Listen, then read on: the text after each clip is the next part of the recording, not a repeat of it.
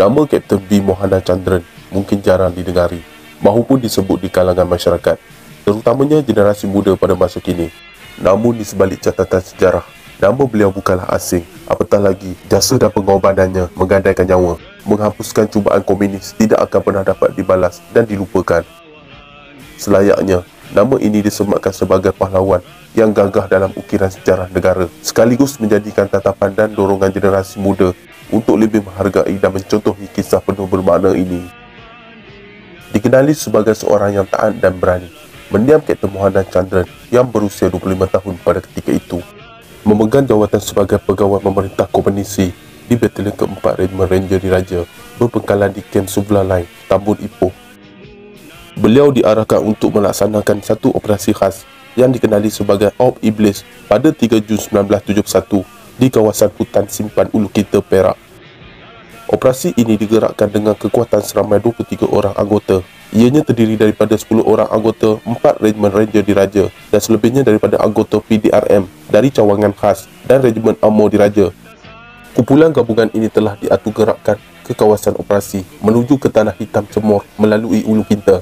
Setelah 10 hari meronda di kawasan operasi, kumpulan ini telah terserempak dengan beberapa orang asli tempatan yang memaklumkan bahawa adanya sekumpulan peganas komunis dalam lingkungan 40 orang sedang bergiat membina penempatan kem baru berhampiran kawasan Sungai Kinding.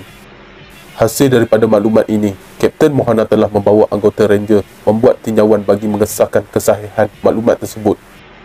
Setelah kem komunis itu ditemui, Kapten Mohana telah menghubungi markas batalion melalui radio dan menyampaikan maklumat tersebut kepada pegawai perisikan Lieutenant Muda Azmi bin Hamid Bidin bagi mendapatkan arahan lanjut daripada pegawai pemerintah Lieutenant Colonel Chon Tibuk. Bercerita lanjut mengenai perbualan Lieutenant Muda Azmi bersama Kapten Mohana, beliau menyatakan peristiwa hitam 13 Jun 1971 itu amat memberi kesan yang mendalam buat dirinya. Ini adalah kerana beliau menerima panggilan dari Kapten Mohana yang meminta bantuan untuk tambahan anggota dan sokongan tembakan artileri dan mortar, serta mohon disampaikan kepada pihak atasan supaya menangguhkan dahulu sebarang tindakan untuk menyerang musuh bagi tempoh 24 jam. Namun pada waktu itu, beliau menerima arahan daripada pihak atasan menyatakan serangan itu tetap perlu diteruskan serta-merta dan Kapten Mohana diarahkan menggunakan keanggotaan dan kelengkapan yang sedia ada. Hal ini mencetuskan ketegangan antara Lieutenant Muda Azmi dan Kapten Mohana. Namun berbekalkan semangat dan keberanian yang tinggi, Kapten Mohana tetap akur dan mula menyusun strategi bagi menyerangkan musuh berkenaan seperti yang diarahkan. Dan kumpulan penyerang tersebut diketuai oleh Kapten Mohana sendiri, manakala kumpulan penyekap pula diketuai oleh Lieutenant Muda Donald Patrick John. Atas dasar taat setia dan semangat cinta akan tanah air, mereka memulakan serangan terhadap kem tersebut. Semasa sedang mendaki sebuah bukit, mereka berjaya mengesan 3 orang peganas berhampiran sebuah perkemahan peganas yang besar di kawasan hutan tersebut. Kapten Mohana bersama anggotanya Ranger Abang Bolhi bin Abang Doladi melepaskan tembakan. Pihak komunis kemudian membalas tembakan dan peluru terkena pada Ranger Abang Bolhi.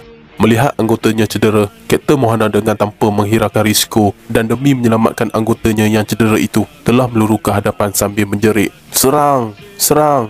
Serang!" serta pada masa yang sama melepaskan tembakan bertubi-tubi ke arah musuh hingga menyebabkan komunis bertepiaran lari disebabkan terlalu bersemangat untuk berjuang melawan musuh.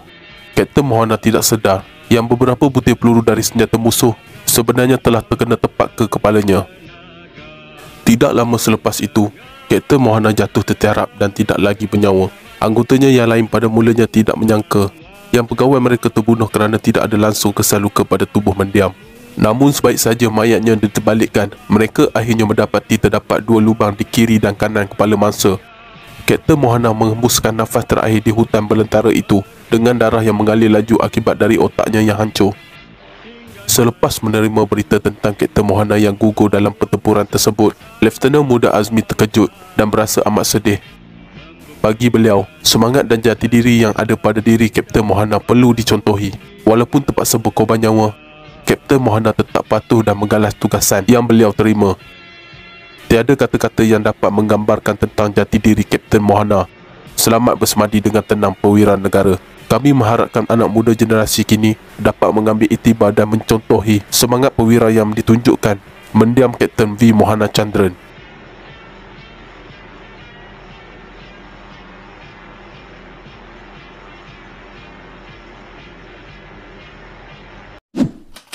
Sekian, terima kasih.